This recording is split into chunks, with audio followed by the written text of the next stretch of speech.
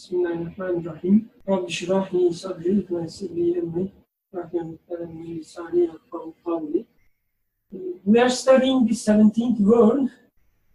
This is the 17th chapter of the book, The Words. And the word is an interpretation of some verses, ayah, from Quran. Let me start with reading those, and then we can continue discussing the 17th word. Bismillahirrahmanirrahim. That which is on earth we have made as a glittering show for the earth, in order that they may test them, in order that we may test them as to which of them are best in conduct. Verily, what is on earth we shall make but as dust and dry soil. What is the life of this world but play and amusement? So the 17th word is interpretation of these ayah. All these ayah actually render an interesting picture, interesting understanding of the reality. At first, on the surface level, they reads as if everything on the earth is created just for, let's say, pleasure, beauty, and then for some strange reason, they are destroyed. They turn into dust, and not turn into dust, but they are turned into dust and dry soil. And the Creator, he says, we do this so that we may test them as to which of them are best in conduct. And then he says, what is life of this world but play and amusement? But together, at least to me, like, it doesn't give a nice picture of the Creator. Like, he's giving things which are beautiful, nice, and then taking away so that test us. Yes, there is no mercy here, right? And then he says, what is the life of this world but play and amusement? So amusement for whom? Like, it's not for me, obviously, if I take it like this, like I'm giving something and then taking away, as if it's amusement for the Creator. So anyway, if we take it from the surface value, it reads in an interesting way. And the question was, in the first paragraph, if this is the reality, how can you explain another verse, my mercy encompasses all things? And the 17th word is, let's say in a very short terms, it's about the apparent contradiction between death, the beauty of the life, and mercy. How can we put them together? So we discussed the first page, the second page, till these 5 items. I guess the last part we discussed, we stopped at the paragraph starting with, however, although men, the noblest of beings, with spirits and the one who benefits most. We stop there. So this is page 220 in my version of the book. It is almost the second page of the 17th word. So we will start from here this week, inshallah. But before that, anyone wants to make some comments on what we discussed so far, maybe summarize? Brother Osman, you look like you want to add something. I think you hit the main point that was discussed. So anyone wants to remind at least, like, what was the method of the author to explain how that is indeed as a manifestation of mercy? What was the methodology he applied, he followed? I think the word that we discussed last week was or this phrase, which of them are the best in conduct. So from there we talked about like training or test, what it really means for the man. And it came down to the fact that like what we understand from the like test, if we take it as like for like training for men's like development, then that setup is an necessity for man's learning. His learning of the Creator, of God. If you don't have that setup, then like there is not like environment for man to understand the reality of his own existence. That was one thing that I can maybe add. The other thing is we talked about what we understand home, because in one of the paragraphs, like he talks about like compelling desire about like for going back to the original home. I think that's why like if you connect this together with the training, they kind of go together hand in hand. Because if you understand the original home as like going back to your Creator, and realm where you came from, in terms of like spirit, which refers to maybe the hereafter or eternity. Normally it refers to the Creator, and in order to reach there, like the setup of on one hand being pleasurable, on the other hand like there's a separation and pain of separation is necessary. Anything to add, please? The last two paragraphs that we studied last week, it was saying that in our experience, as we get old, the Creator makes us feel some weariness from the life, from the disgust from this world. And he was putting this as a sort of so you fulfill a duty. When you get old, you are now coming to the end of your duty. And in order for you to make the separation easy, the Creator gives you the feeling of this disgust or weariness, so that the separation becomes even pleasant for you. He started from there, then he extended this to providing two examples. We somehow touched a little bit deeper to those two examples. The first one was a person who was killed, if we take it literally, on the service. He is being given with the rank of a martyr. But we also read this as someone being a witness being given the rank of martyr. And the other example was an animal which is sacrificed is being given the role or the rank of burak, a tool for its owner. So he says the Creator is giving those two ranks or gifts to those beings. We talked about this, so I'm not going to get in. But he said, since this is the case, so it is likely that for any of the creation, when they are being discharged from their duties, the Creator gives them same sort of weariness and disgust from them. So it shouldn't be actually. It's not, but it shouldn't be the case that this weariness is being exclusively given to humans. And this is where we start. However, any other points from our online participants as well? Where they want to add something? Not if Yusuf missed.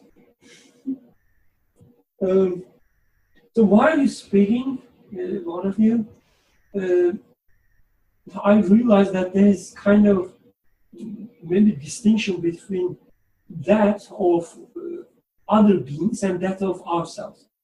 So, for instance, when we think about the training, we see that the death of the others, like they being turned into dust, for instance, it benefits us because through this process we can see that they are not the owner of the beauty or owner of any attribute they reflect. Through this process of being taken away, we reach the Creator. That's one thing. There is one aspect of our own death, which also, I guess, acts similarly, which tells us that also whatever you think you have, they don't belong to you. But also it has, I guess, another aspect of our, I'm still speaking of our own death, which is merciful, that Yusuf was touching upon, which is, even if we can see the life as a training place, even if we are able to reach the Creator through this training, we still can be lost in the training. We still can, like a student loving the friends he has in school, he or she doesn't want the school to end. Sometimes we get lost even in the training. So I guess another aspect of our own death is to remind us that this is not I don't want to say this is not the real thing, but it's a reminder for us that there is more. So don't get lost in it. So you will finish this class.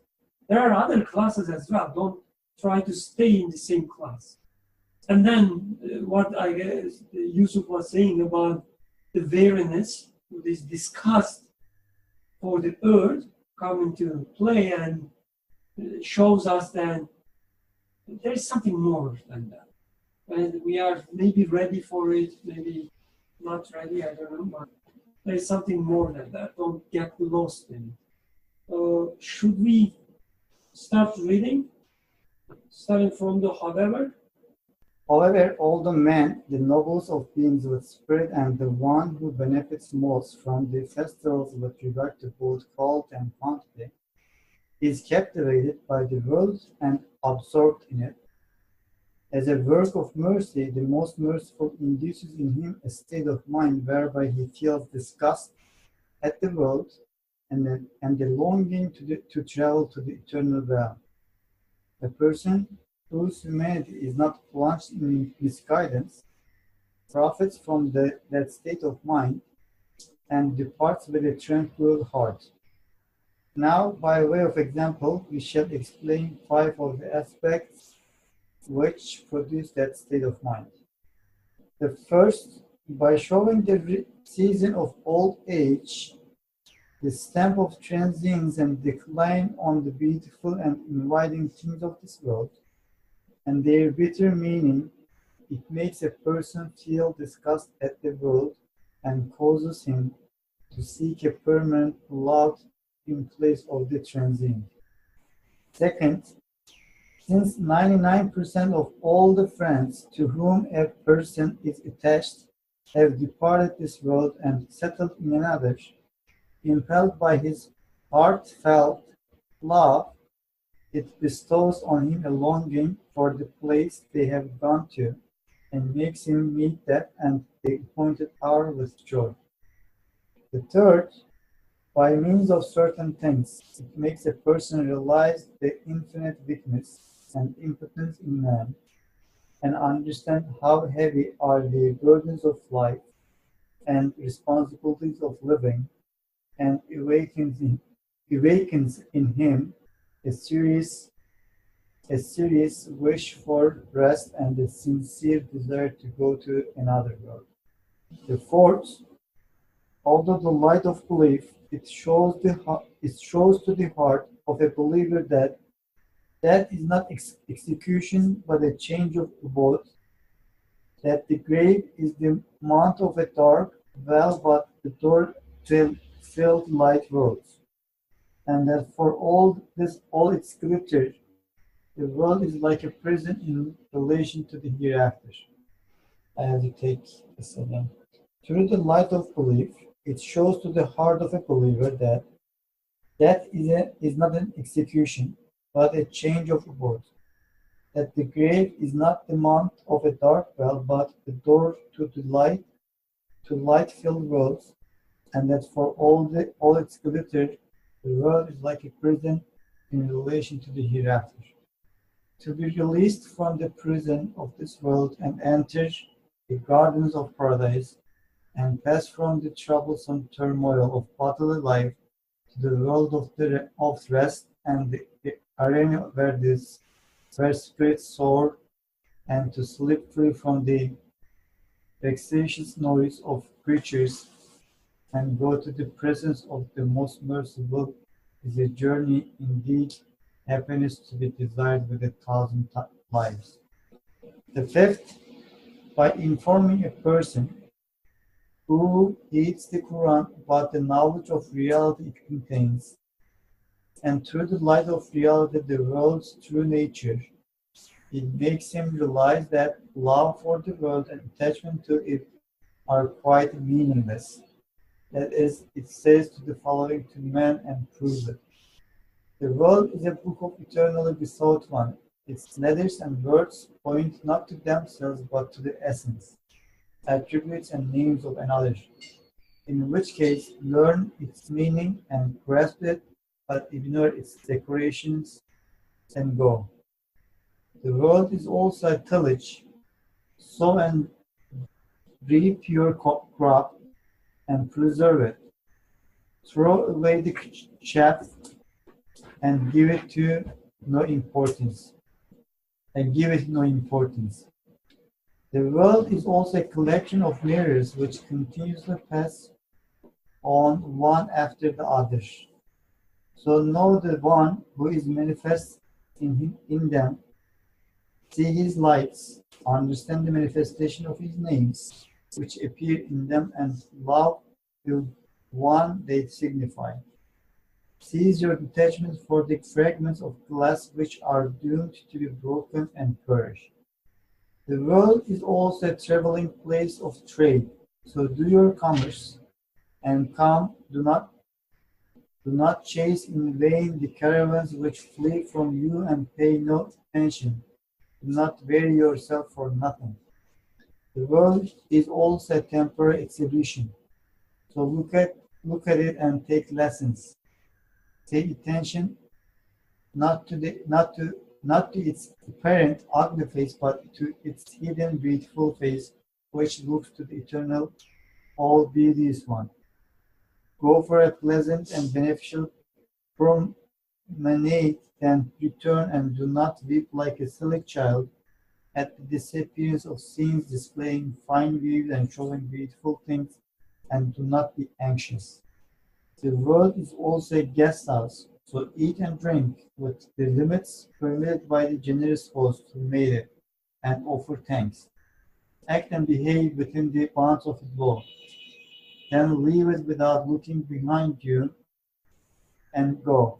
Do not interfere in it in a delirious or officious manner. Do not busy yourself for nothing with things which part from you and do not concern you.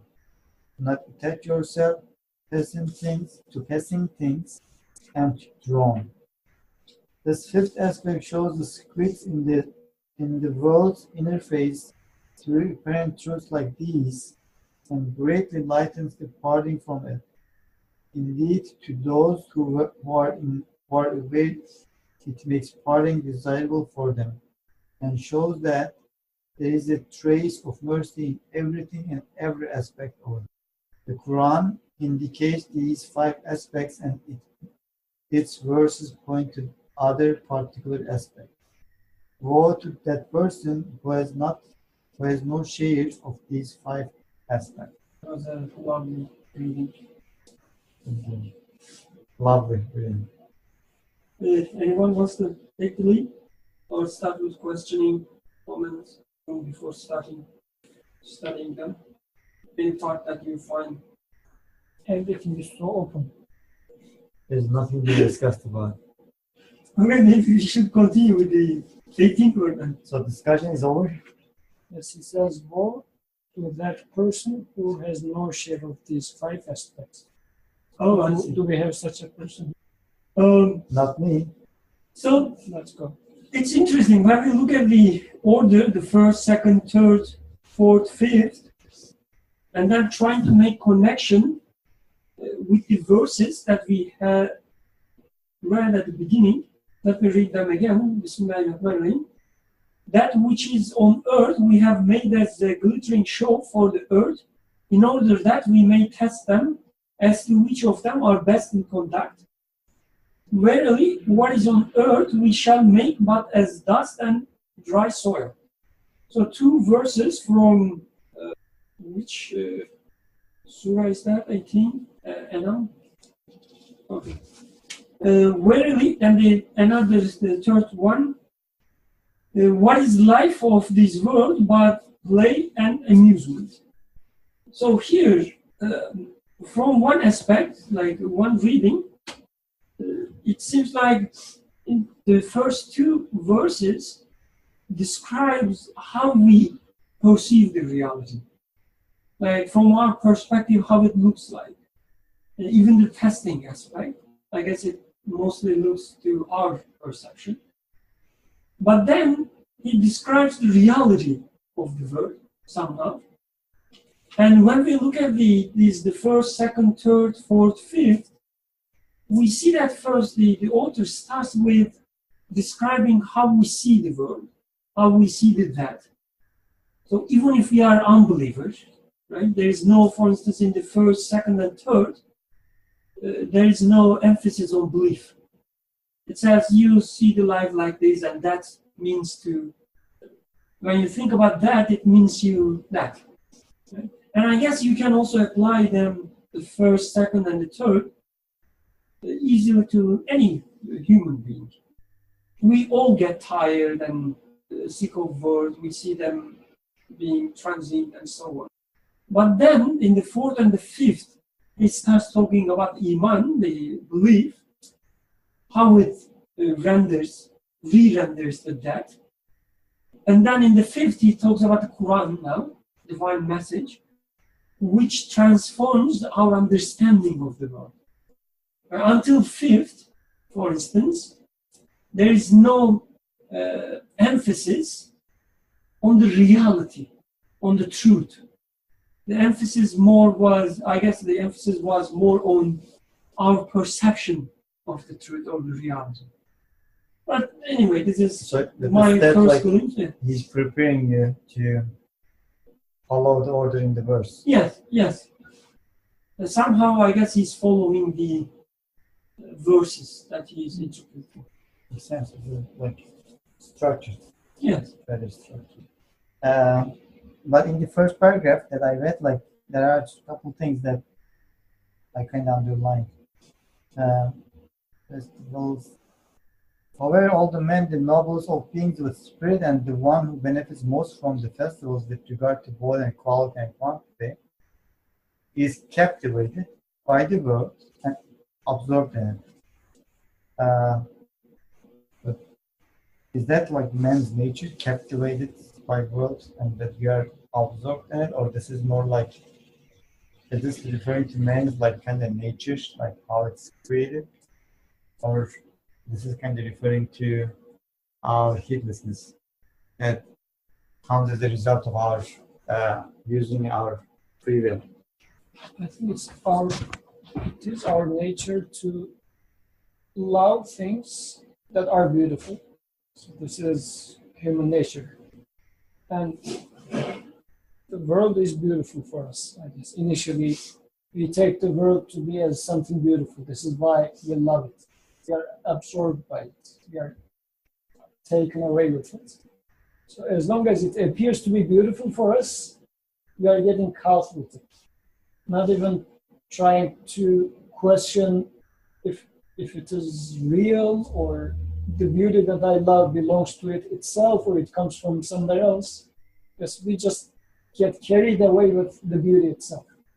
This is why death comes into picture along with the beauty. This is where the beauty starts making sense to us. Otherwise, it's just beauty that we enjoy. So with the death of beauty, then it becomes a symbol, it becomes a lesson. Otherwise, we wouldn't stop and think, does it mean anything? Because it's joy. So when you are enjoying something, generally you don't sit and think about it, you just enjoy it. So I would say, yes, it is our nature to be absorbed by the world because we love beauty. But we should be more careful in order not to be carried away with it.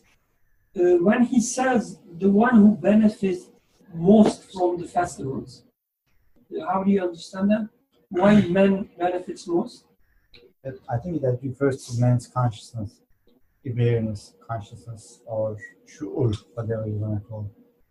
I guess even if we look from a, again, even without the belief of the maker or the creator, I guess it is easy to see that the kind of relations we establish with the reality is much richer than the relations that the other creatures that we observe. Like the way we interact with the reality is so richer. We can not only taste them or touch them, we can also think about them. We can also enjoy thinking about them. We can miss them when they are gone. I think that richness comes from like the awareness of your own qualities and how they are connected with the rest. Our consciousness and the relation of our consciousness with the rest, I guess, makes it the most beneficial. So it says, is captivated by the word and absorbed in it as a work of mercy.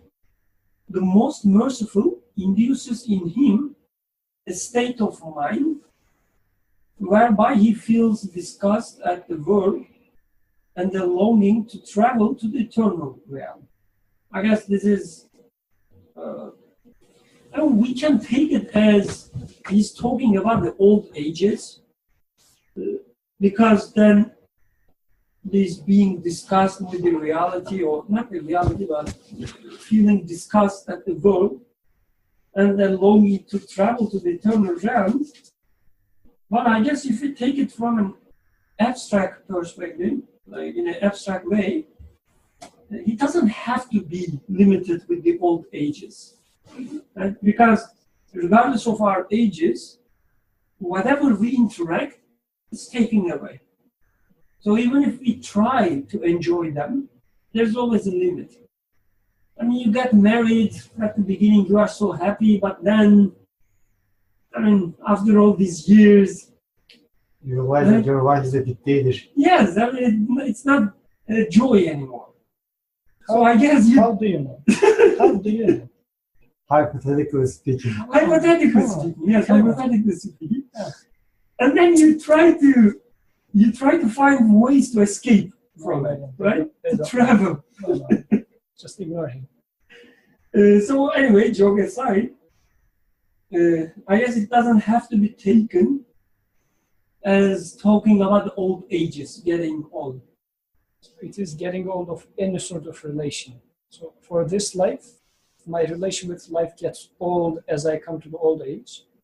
But for example, with my computer, after using it for 7 years, this relation started to get quite old now. I guess for any sort of mutual relation with which after some time you think that the duty is done. So for a computer's life, 7 years is complete life. So, like, I don't know how important it is, but like here, maybe it's just a translation thing. It says like man is given a state of mind that is longing to go to another realm. Maybe it may have that connotation, I don't know. It is like more like a state of everything, like as a human being. So it's not just like how you think about it. It is like, how should I say, like it is something that you feel and experience. Like it is there's more emotion to it than. Oh, I see. I don't know what is the Turkish version, but even in English. In Turkish version, it says halet. Halet, right? But even in English, I guess at least in the contemporary use, mental state, it's not necessarily about reasoning. It's not only limited to reasoning. For instance, any experience you have this experience through the mind. Like this is the way they use it. So I guess even if we stick to English translation, it's not a terrible translation. So it's not only about the reasoning. So it is used in that sense. Yeah, I mean, at least in the texts that I read. I don't know what the translator was thinking when he wrote that, but to me it's not something, it doesn't sound that wrong, state of mind. But anyway, he says the most merciful one induces him a state of mind, and then I guess the rest, the first, second, third, fourth, fifth, is kind of elaboration of this state of mind, right? Should we start with the first, or any other comments on the paragraph? Anything from other people, our online participants, ladies, gentlemen? The first. Okay, all right, please. By showing with the season of old age the stamp of transience and decline on the beautiful and inviting things of this world and their bitter meaning, it makes a person feel disgust at the world and causes him to seek a permanent beloved in place of the transient. So this reminds me of people getting religious to the end of their lives, even if they are irreligious. I guess this desire for a permanent beloved is there. So even if you don't believe, you want to believe in a permanent life, a permanent beloved. I guess it's the innate desire in humans. So it looks like this desire grows on you so much so that you hope that it exists, you want that it exists, because this desire looks for a match on the opposite side of it. In life, whatever you needed, you see that it is somehow somewhere in the existence. If there is a desire, then something that matches this desire is also within the creation, being fulfilled in some way or another. You are getting thirsty, there is water. Because these are essentially two separate things. I mean, the desire is in you, but the water is being supplied from outside. So it's quite, you can make up a car which uses, I don't know, some sort of a uranium, whatever. And since you are the manufacturer, if the provider do not provide whatever is you are going to burn in the car, you are doomed. Your car is not going to move. So in our case, whoever makes me must be the maker of water, because otherwise, if the supplier is going to just say that, okay, I'm not giving you the water, we are doomed. So there's this sort of a matching in the desire and the supply in the existence. So I guess it comes to a point that you really, really want to get this eternal, permanent life. So with this distinction, should I take it like, because I like it, even if you do not assume or believe that there is a supplier of this desire is still there. Like even if you think that there is no afterlife, I will just go to non-existence, I become soil. But when you face to yourself, you still know that there is a desire to live forever or become a part of the eternity. Is that the way you were going? Because with this, the joke you made, like people getting more religious, observation. I guess it's a nice observation, because even for people who do not believe, or even for us, let's say, when people get religious when they are old, we take it as something expected. Even if you are not a believer, you say that, oh, okay, yeah, he become old and he's now religious. It's not something surprising. I guess this is, like, believer or not, you know that there is something. And you know that the desire is there. And when you get old, I guess we can take it as also when you have to face the reality of yourself. Because when you are young, you don't have to face anything. You just live your life, like everything as if they serve you. You think that, or you have the illusion that you're going to last forever. Yeah. But once you face your reality, it could be for some people very young ages or old ages, doesn't matter. Generally, we face our realities when we get old.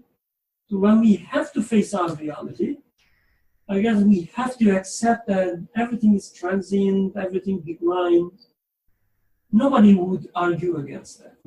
When you reach old age or when you take those steps, like there is also you truly experience that, like the things that you chase after, you reach them, you experience them, so you go through those experiences, and it's almost like your inevitable conclusion that, like, okay, I tried that and that didn't work, that didn't satisfy that whatever like the need is, that wasn't the answer for that. So like I'm not sure if this just coming to the conclusion that like or being more religious as a result of uh, an fear of death that coming to an end, or it's more like a conclusion that you try everything and see that like none satisfies the needs, so there must be something else that they are still like looking for. Then we are in this search for something that doesn't disappear. We would like to get The connected to something. search is always there. Yeah, the need is always there. It's a burning bush. Their bitter meaning. So decline on the beautiful and inviting things of this world and their bitter meaning. I guess when you see the reality of that or transience, all these pleasures or tasteful experiences, they all become bitter because you know that they're ending. You cannot keep them. It makes a person feel disgust at the world and causes him to seek a permanent beloved in place of a transient. So like just that desire itself, maybe this is a little bit off the subject, but why should you really have that kind of desire to begin with? Like if man is a really product of natural selection or causes and all that. Like because if you think about it, but let's say like between this glass and my finger, I push it and the glass moves. So like you may seemingly my finger might be the reason for the movement, action there, right? So to a certain extent, it seems like there is some sort of relation there. But if you think about it, like you come from a very simple, what do you call it, like molecule, to the complexion that you actually desire something permanent. So like it's just completely irrelevant. Like how could it be even possible to come from a simple molecule to have the evolution to become a very complex being and pass beyond your material existence and look for eternity? Does that make sense? Yeah. It's when you think about it, it's just like it's very like the contradiction is very obvious as opposed to this relationship. So here, I guess in the first he says that is act of mercy because of the feeling, our state of mind, as described in the first, show that to us as a way to maybe reach the permanent beloved in place of the transient. Instead of transient, we have the desire for the permanent. The second, since 99% of all the friends to whom a person is attached have departed this world and settled in another, impelled by his heartfelt love, it bestows on him a longing for the place they have gone to, and makes him meet death and the appointed hour with joy. I'm not sure if I can truly say that like I'm experiencing this, but every time when I talk to my parents, as they are getting older, almost like every week, someone that we know around their age is has passed away. So like every time we talk, like this person died, this person died. So like their generation, like one by one, it's slowly like they are going there. So and like when I talk to them, sometimes like I get the feeling that okay, this person also like has gone already.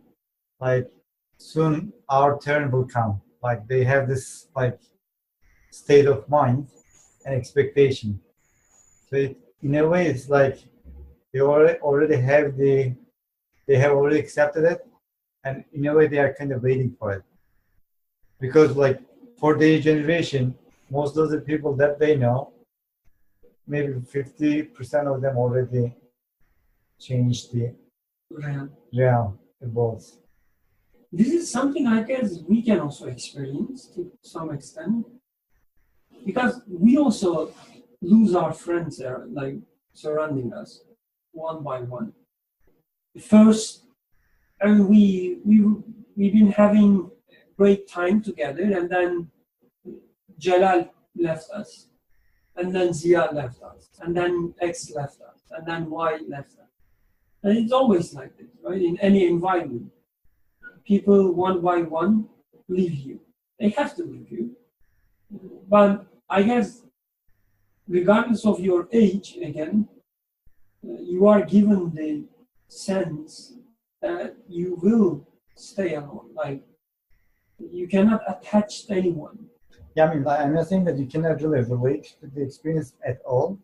It's like you just experience it more so, like as you reach those kind of like old ages. Because like now, like you may count like 1 or 2 experiences, but when you reach that like 70, 75, probably like really like 67% of the people that you know that you are in, like close with, they may go already gone. Amin, he's asking an interesting question. He says, are friends limited to people only? So I guess he's trying to emphasize that when we say friends, we don't have to take it as only in terms of people, like human beings. Any thought on that? Doesn't have to be, but I think that from the text, that like my initial understanding was mostly like human beings that we are close with. The way, when I was reading the first, second, and the third, like quickly again, to me it seems like there's a structure there. He's starting from, let's say, in the outside world, like things distant to us. They are taken away. And then in the second it comes closer. The ones we have, we are attached more, the ones which are closer to us than the external beings. Again, they are still external beings to us, but I guess one level closer. So maybe we can take it as people, maybe we can take it as, let's say, the ones we are more attached compared to other things. And then in third, it becomes even closer, because now he's talking about his own weaknesses, like his own attributes also taken away from. Not only plants, flowers, or his mother, or father, or friends, but also his attributes themselves, like they are decaying. His intelligence, my intelligence, like every day, it's getting less and less. And I can feel it even at this age. Like when I compare myself with 10 years ago, the sharpness there and slowness here, the contrast is so high. I think you're just getting modest. Yes. There's no change with the brightness. It's just like you are getting like being more modest now. Oh, thank you. I need it. That's what. Okay, let's think about the people other than me, right? They're getting less and less interesting. Yes. You can. Okay, give the name. But anyway, the way I see it in the text, there's a structure as if it's getting closer and closer. So, yes, I agree with it doesn't have to be people. But I guess, again, from my perspective, when I look at the text, there's also a structure there. Like, there are things which are easy to leave, relatively easier. And there are things that, We are more close. yes, more closer, more connected, and harder to leave. And there are things that almost impossible to accept, to leave. Well, thank you for the question. It reminded me this hierarchy. The way that paradise is being explained as is they say there's not going to be any quarrel, any fight in the paradise. So even for some of the friendships that are very long broken up, but still, let's say, you think that this person is good in some sense, but on this world, you are not able to, let's say, I mean, this friendship is really bad.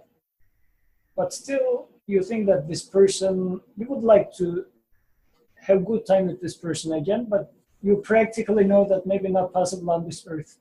So in this sense, it says, makes him meet death and the appointed hour with joy, because the narrated paradise is somewhere in which those quarrels and everything is going to gone away, no greed, no envy, whatever.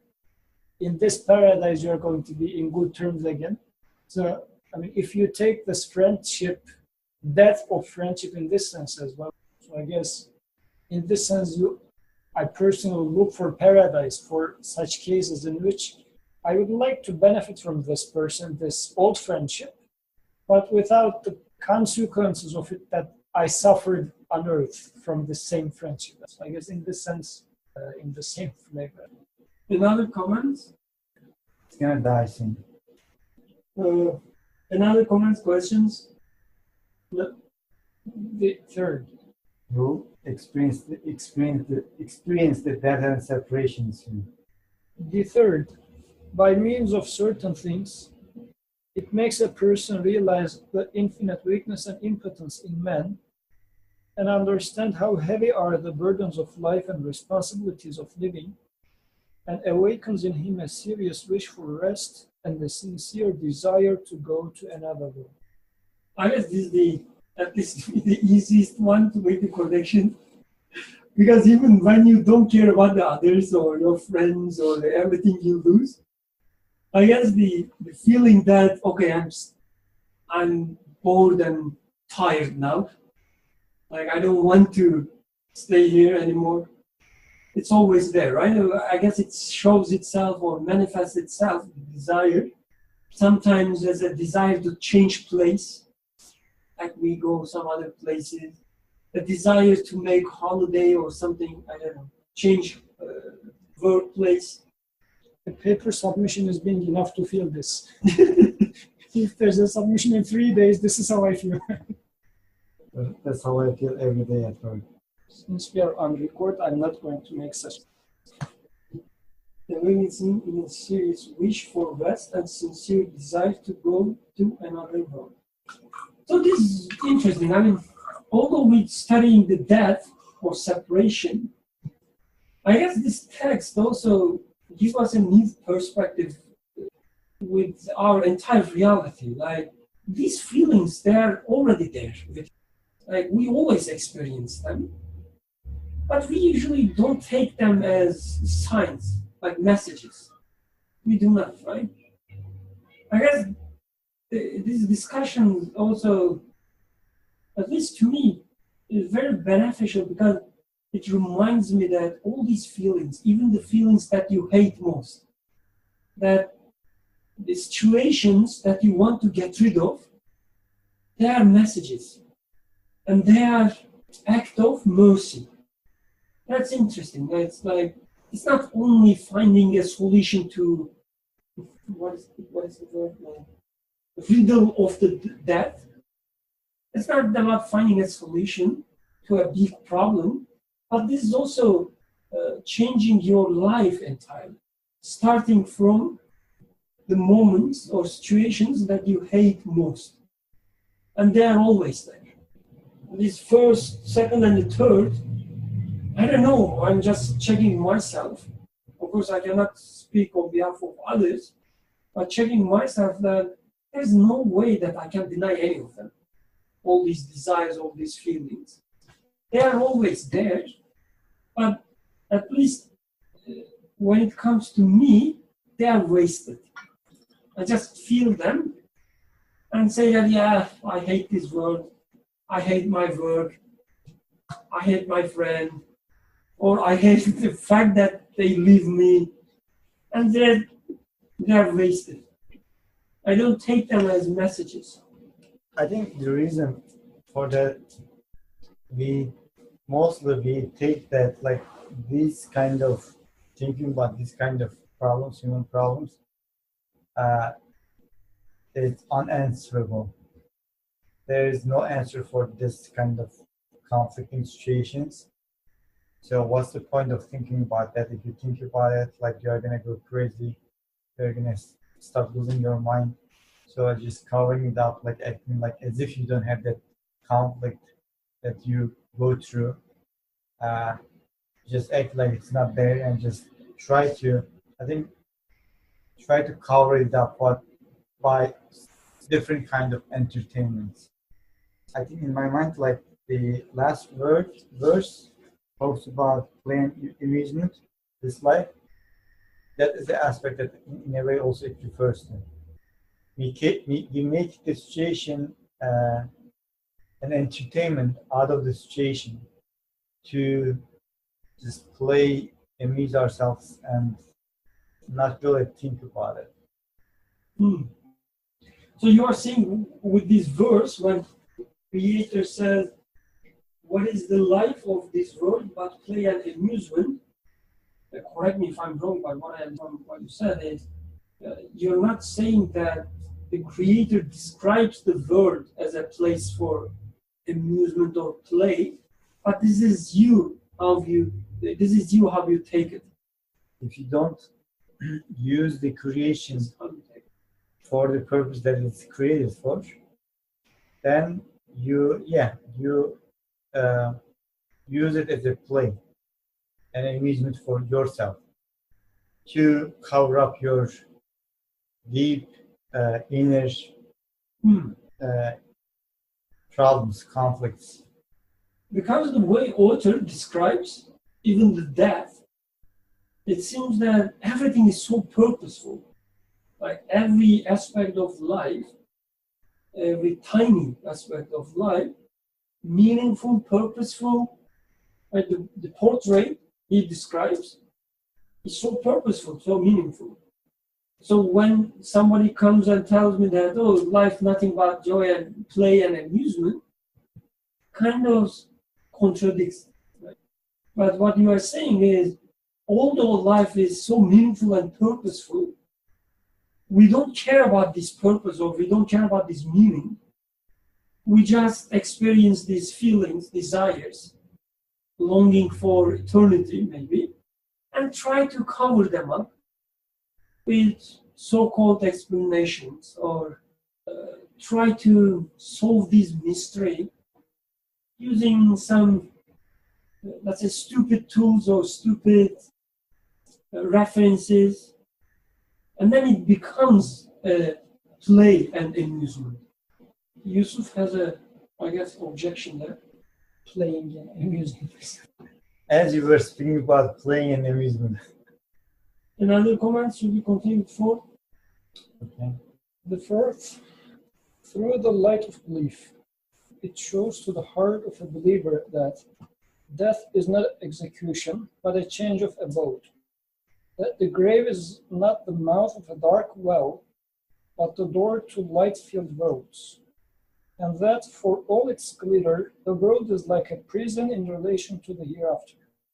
To be released from the prison of this world and enter the gardens of paradise, and pass from the troublesome turmoil of bodily life to the world of rest and arena where spirits soar, and to sleep free from the vexatious noise of creatures, and go to the presence of most merciful, is a journey, indeed a happiness, to be desired with 1,000 lives.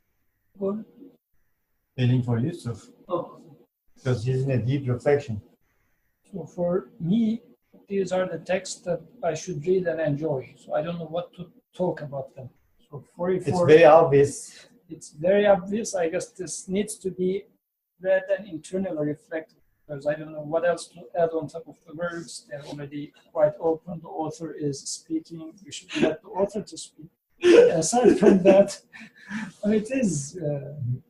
What happened to him today? So, are you suggesting we should read from the text that We should discuss much? Yeah, we should It's just like something like he dropped something on his head, like his all like old Nurji days is coming like out of his subconscious. I don't know. I just want to enjoy the text today. So go ahead with your chit chat. So sorry, reflections. Again, interesting. I will repeat what I said before we discussing the items. That this is the first part. He talks about belief. I guess again the first three maybe, let's say, just humanly experiences or desires we always have. But once we take belief into equation, it even changes further. So I guess the mercy in that then becomes more obvious with belief. Because, for instance, in the second one, he talks about that you losing all your friends and want to go wherever they go. Like, there is kind of uncertainty there. Like, we don't know where they go. You still yourself afraid of that. You hope that they went somewhere. Yes, you hope that they went somewhere.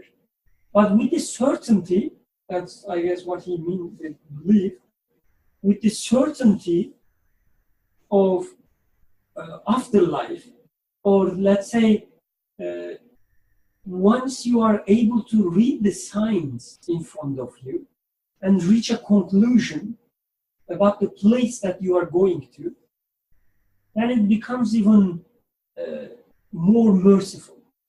So I guess all these longing desires that he mentioned in the first, second, and third take us somewhere. They are like signs to show some reality to us.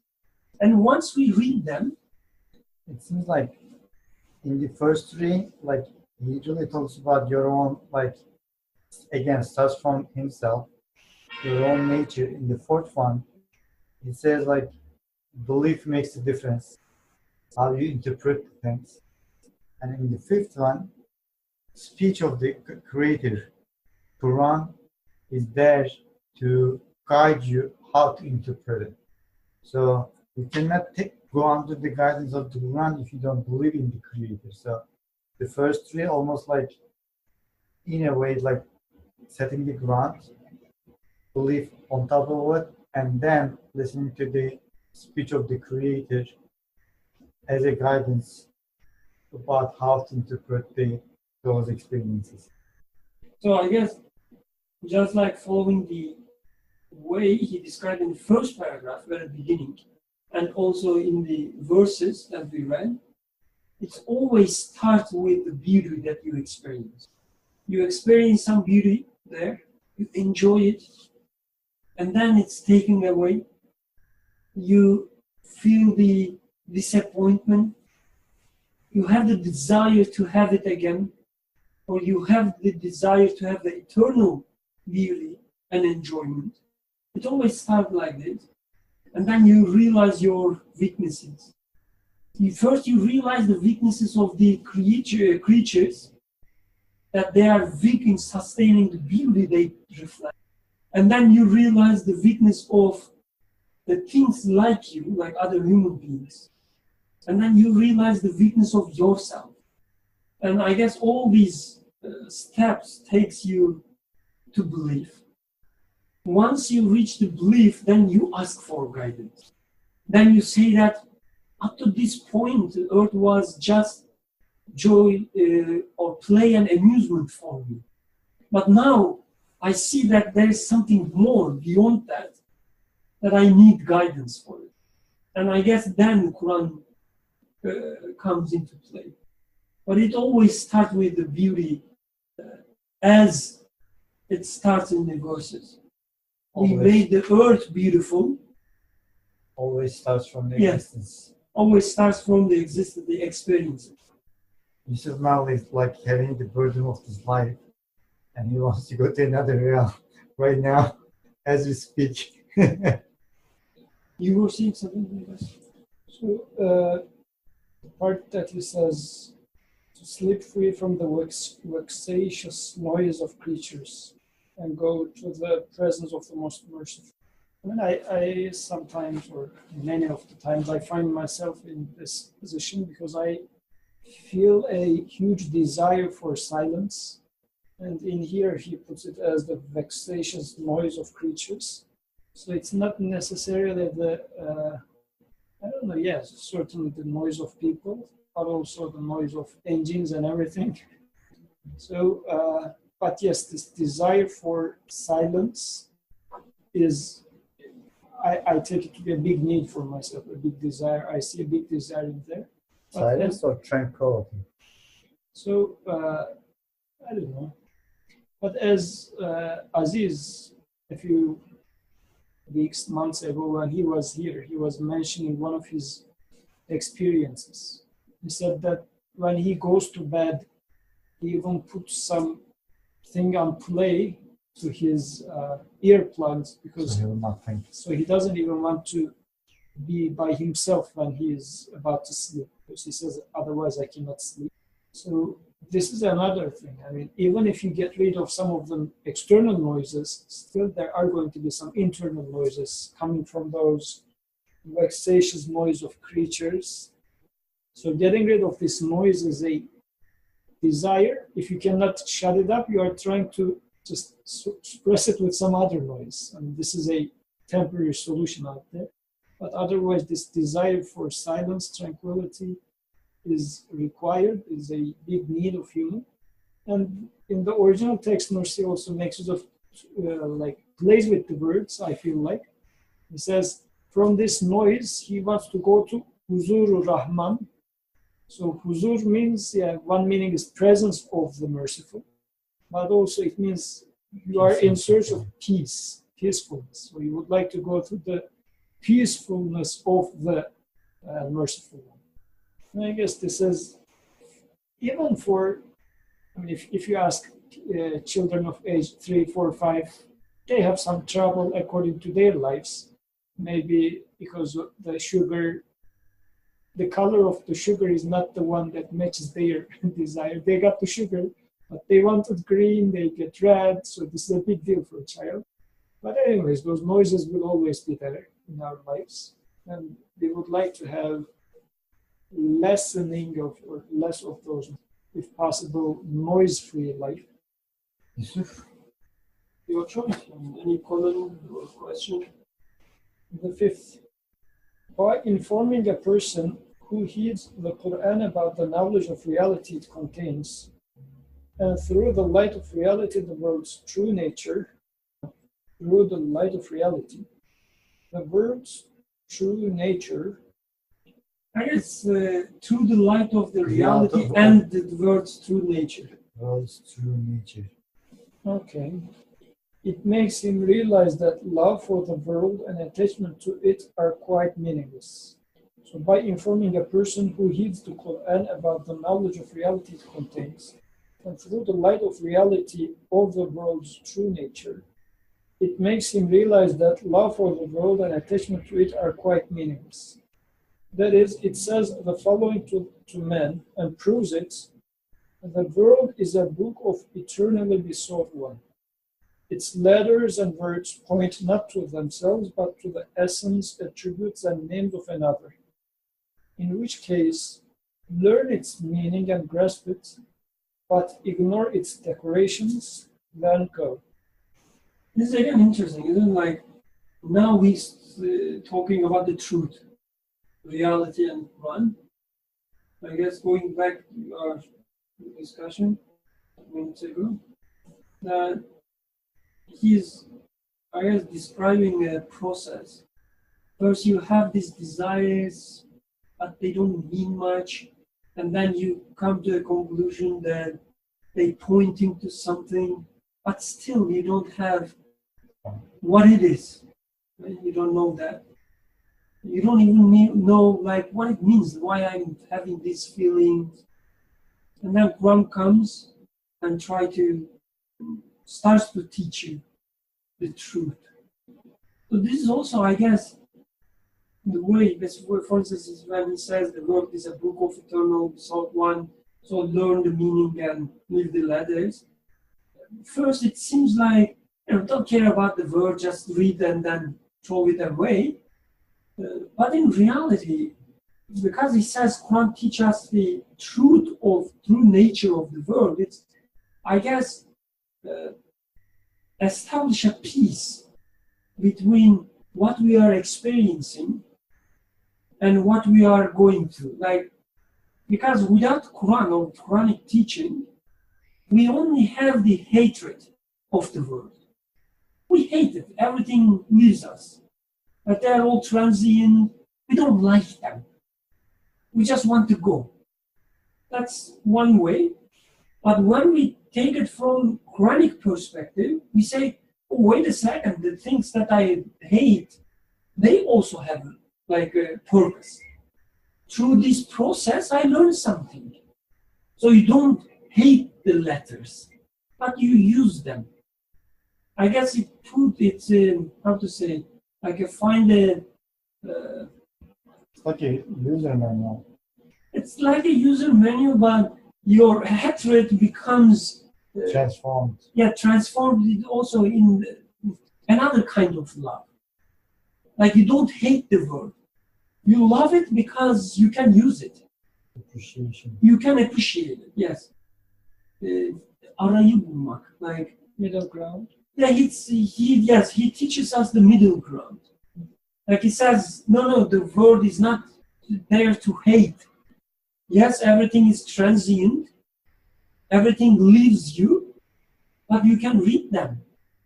They contain messages. So I guess in Quran also always mentioned that you shouldn't leave word for the afterlife and afterlife for the word, right? I guess this is the middle ground. Like you cannot just say that, okay, the earth doesn't mean anything, I have to leave it. I'm here waiting to afterlife. Without Quran, I guess we can find ourselves in such an interpretation. But Quran says, no, we put them with a purpose. This is the way you learn. This is the way we teach you. So it gives us a middle ground between earth or ard and samawa. Sırat-ı Müstakim'e. Yeah, Sirat al-Mustaqim, exactly. Like not bended to afterlife, not bended to earthly life, but straight path. Why this understanding is really important. If you think about it, like this is really the core message how like Gnostic approaches the Quran, or this is the core message of the Quran itself actually. And when you ask the question, okay, really like in practical sense, like how do I really benefit from this? It really changes everything, like upside down, especially when it comes to your like relationship with another being who has a free will. Maybe like to a certain extent, like your relationships with the rest of the creation may be relatively easier, even though you may think that like everything is transient, going to death. You somehow find a way to busy yourself. When it comes to the interactions, for example, between me and your boss, or me and like a nasty colleague, if you take it as a message and read in the name of his creator and see the reflection of the manifestation of the name, that whatever the situation may be or conflict may be, really becomes completely irrelevant. Like, and the tension is automatically gone. So it's very, very practical, and it's like when it comes to applying it to like real life, it's very practical. Otherwise, everything like is the causal relationship. He said something to you, he has a free will. You said something to him, you have a free will. Then this is where it's like we were talking about hatred. This is where like I personally truly like experienced that situation, and at the end it has really absolutely no meaning. Like we were talking about the job that we do at work, like with the other engineer that I work with, and we both agree that like it's completely stupid, completely meaningless as far as the job goes, and we both agree that we're just there for the real money, like nothing else. For the money.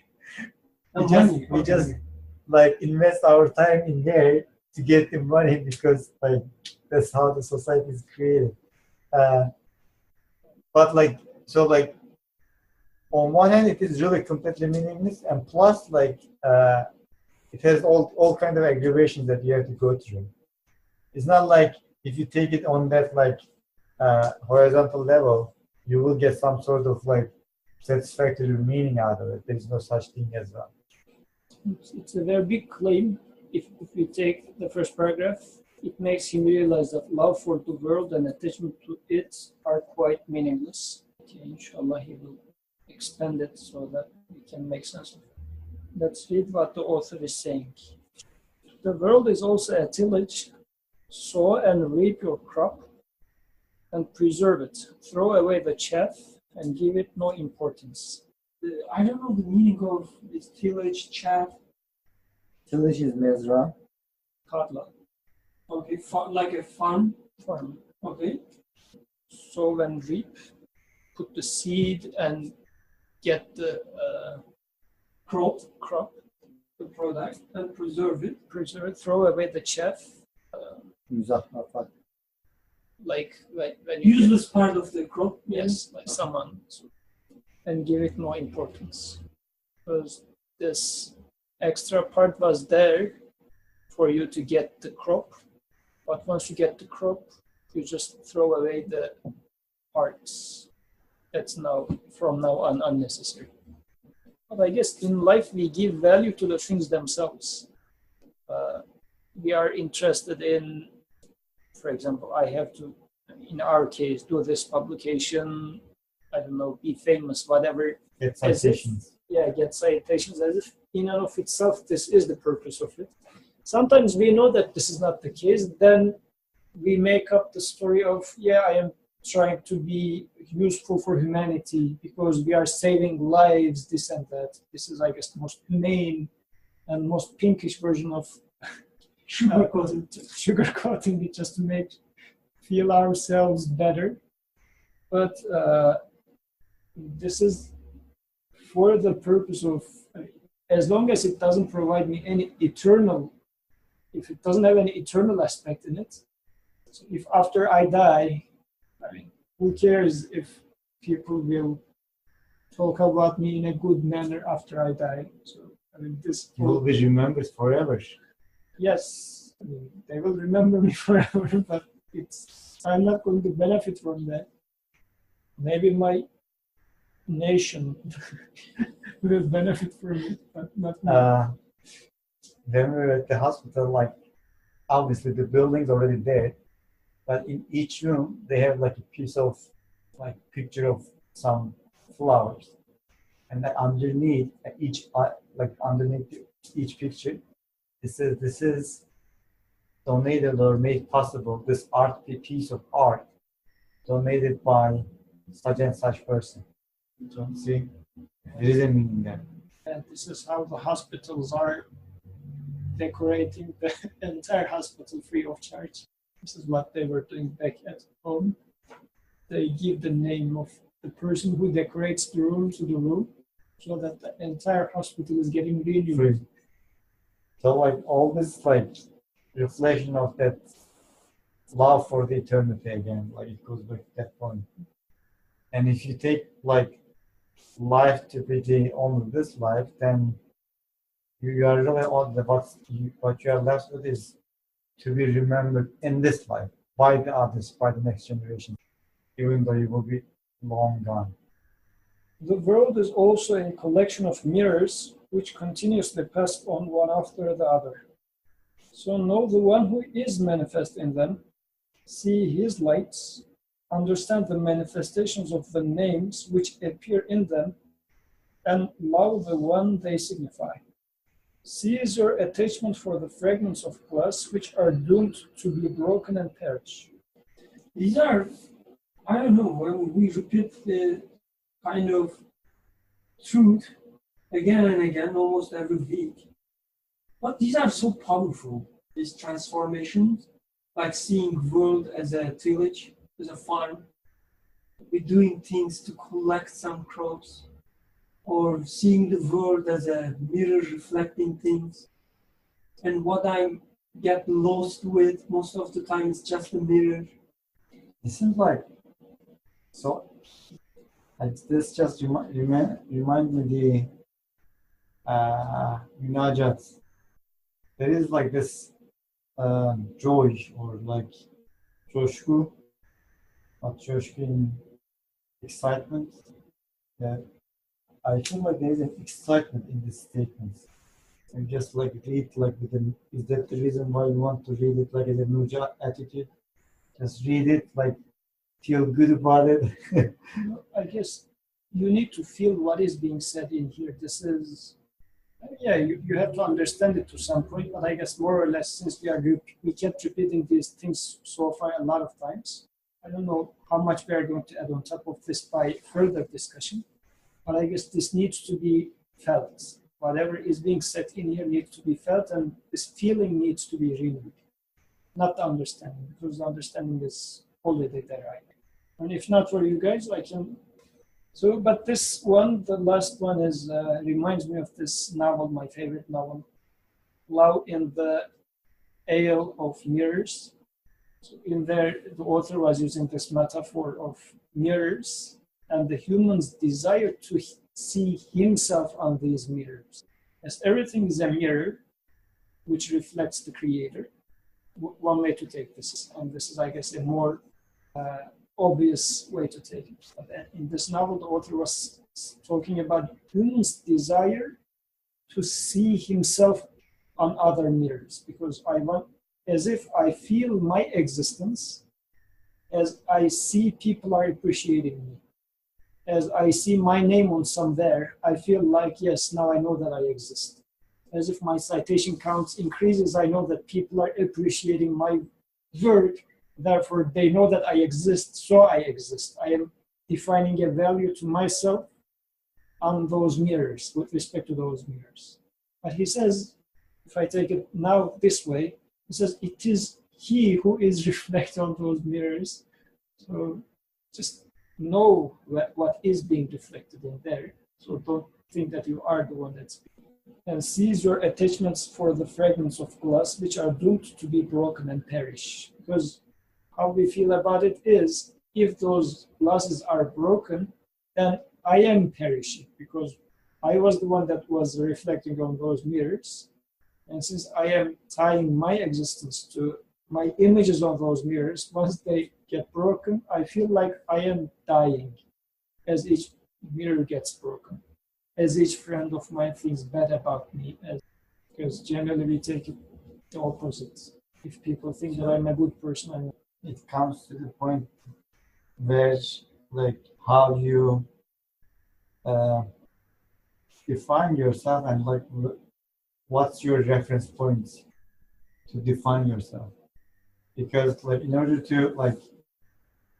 for me to say that, okay, this is a glass and I am me, so you make that separation, I have to have some sort of reference point to say that it is it and this is who I am, right? I think it really goes to that point that like in order to attribute some value to yourself and come up with some identity, that identity needs to be in relation to something else. And what you're saying is like within the context, okay, what is that something else going to be? Is it going to be the mirrors that you are going to attribute value to yourself because of the images on the mirrors, or it's because actually the images on the mirrors is bad and play and amusement, your value comes from someone who is constantly actually renewing those things that you are in love with. or existence that you are in love with in one sentence statement. The world is also a traveling place of trade. So do your commerce and come. Do not chase in vain the caravans which flee from you and pay you no attention. Do not weary yourself for nothing. The world is also a temporary exhibition, so look at it and take lessons. Pay attention not to its apparent ugly face, but to its hidden beautiful face, which looks to the eternal, all-beauteous one. Go for a pleasant and beneficial promenade, then return. And do not weep like a silly child at the disappearance of scenes displaying fine views and showing beautiful things. And do not be anxious. I guess he's listing all like different ways. Making the same point over and over again. Yes, but from different aspects. Like the conclusion is always same, but I guess the way you reach the conclusion is always changing. The way you see the world is changing. I guess maybe like it corresponds to our different experiences. Like from one aspect, I see the world as an exhibition. From another aspect, I see the world as a mirror. I see it sometimes as a tillage. Because the way I interact with the world is changing constantly. I guess it's not like saying the same thing with different words, but instead emphasizing differences in my experience, in my interactions with the world. Different human states. Yes, different human states, exactly. Because it's obvious when you see the world as a mirror, for instance, you wouldn't talk about the crop or product or benefit, like the outcome, but sometimes you see them, sometimes through some interactions or through some experiences, you see the world as a tillage, not as a mirror. As if you put something there and then collect some crop. But through some other experiences, you are more concentrated on what is reflected on these products and take them as mirrors. I guess these are like different colors through the prism of the Quran. Like before Quran, we have a single, let's say, a static understanding of the world. Like static, not in the experience because everything leaves you, so it's dynamic in that sense, but our understanding, it's just one-dimensional. Like everything leaves me, I hate it, I didn't choose it, why I was born like this, or I like it, man, be cool, like enjoy. Like it's just one color understanding of the reality, but through the prism of Quran, now we start to see all these different colors.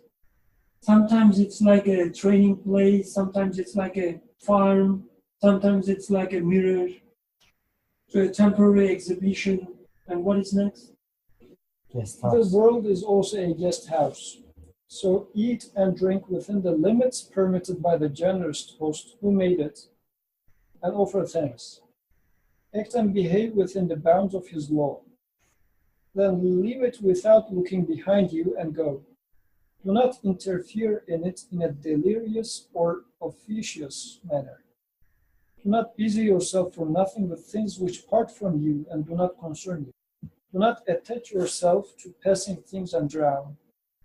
So here, for instance, it says, act and behave within the bounds of his law. And the first time it's talking about some, let's say, Sharia. And it's interesting. So through different aspects of the reality, the law, his law, for instance, makes sense. Only if you can see it as a guest house, then you can talk of his laws. Without this understanding, for instance, Sharia or law wouldn't mean anything at all. You can still see the world as a farm, for instance. You can talk about the rules that you have to follow to get the product. But without seeing it as a guest house, you wouldn't make sense of his laws. Why shouldn't drink alcohol? You wouldn't recognize the Yes. authority. Exactly. So I guess, again, all these different colors, really important, like having a sense of this entire spectrum is really important, because otherwise you're missing some aspects of the reality. It's really nice to take it this way, because generally prohibitions, we take it as prohibitions, meaning that as if somebody is taking our rights away from ourselves. If he didn't prohibit me, I would do that. Imposing himself over us. Yes, I mean, as if we are having some, or grinding our teeth. Okay, I'm going to follow this prohibition, but because he says so. Otherwise, I wouldn't do it. I will be patient. Yeah, I mean, this connotation of the feeling is somebody is taking it away from me. But if you go to a house as a guest, what is our good manners? Unless they show you somewhere to sit, even you are not supposed to sit, because it's not your place, it is his place. So out of his grace, he invited me to here. So wherever he would offer me to sit, I'm going to sit there. It's not like, well, how come you do not let me to sit over this chair, but that place, whatever. So this is how we are when it comes to some friendly relationship or a guest relationship. But I guess when it comes to life, we don't take it as such. And because we were talking about this with Mariam the other day, so she was talking about someone who was saying that, yes, I am covering my hair because God says so, but otherwise I wouldn't do it for sure, whatever. But there's this feeling of, for example, you males are not covering your head, but God is imposing on us the covering, whatever. I mean, this can go the other way around as well. For a male, if it was not this marriage bond, I was going to do this and that, but since he prohibits, then whatever. Let's stop there. So I mean, this feeling is coming from as if it is my right to do it. So who is God to put any limitations on me? But in here he talks about this world is a guest house. So you are not here to just enjoy yourself. The life itself is the thing. It's a guest house. You are in here for learning about something. And there is an owner of this house. So know who you are. Don't think that you are the owner in here. You're just a guest. So just behave. There are manners of being a guest. And also guest house, I guess, also implies that you are being served. Being provided. Again, without this specific kind of understanding, we would lose all these interpretations. I guess this is why, like, Quranic wisdom is important when the Quran supports and provides us. Again, I'm going to go back to Siratul Mustaqim, like the straight path, because through it we don't see the earth just as a training place, just as enjoyment place, just as mirrors, no. They are all come together. All these different aspects together make sense. Because human being himself is a bit like many-dimensional. Like we have different situations, different personalities, different moments, and guidance should speak to all those at the same time and guide me like with those specific situations. For example, like reading the creation is like, in a way, it's just it's an activity that you do with your mind, right? Like it's then collecting the information and analyzing it.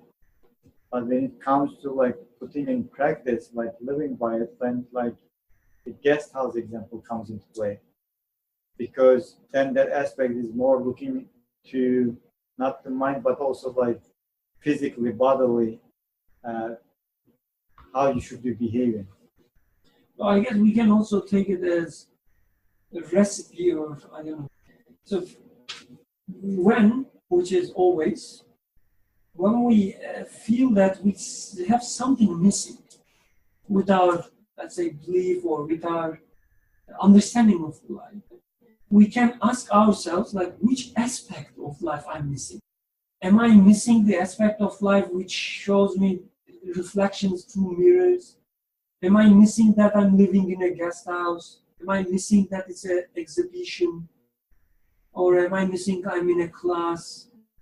I guess we have many questions to ask to ourselves, like which one I'm missing? Because And my sometimes situation is terrible. certain aspects we may not even be aware of those aspects, Yeah. so we do have them. So it's like, I think that's also like going back to the why Quran is named as like the book of dhikr or reminder, because you may have the potentiality, but you may not really be aware of your potentiality. So like in that sense, Quran is there to remind you who you are, and once it like brings up that like aspect and guides you to like where it's supposed to go. Let's read the last paragraph and then finish before it's too late for Maghrib. This fifth aspect shows the secrets in the world's interface through apparent truths like these, and greatly lightens the parting from it. Indeed, to those who are aware, it makes parting desirable for them, and shows that there is a trace of mercy in everything and every aspect of it. The Quran indicates these 5 aspects, and its verses point to other particular aspects. Go to that person who has no share of these 5 aspects. Shall I close? Any comments, any final remarks? سبحانك لا علم لنا إلا ما علمتنا إنك أنت العليم الحكيم وآخر دعوانا الحمد لله رب العالمين